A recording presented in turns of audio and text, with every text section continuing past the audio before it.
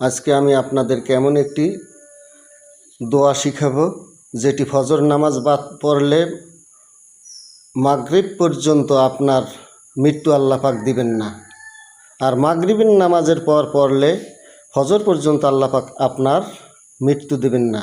সেই দোয়াটি হলো সূরা তাওবার শেষের আয়াত, লাকাদ জাআকুম রাসূলুম মিন আনফুসিকুম আজিজুন আলাইহি মা আনিত্তুম হারিসুন আলাইকুম বিল মুমিনিনা রাউফুর রহিম ফাইন তাওয়াল্লাউ ফাকুল হাসবিয়াল্লাহু লা ইলাহা ইল্লাহু আলাইহি তাওয়াক্কালতু ওয়া হুয়া রাব্বুল আরশিল আযীম।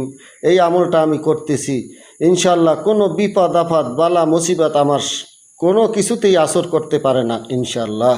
আলহামদুলিল্লাহ।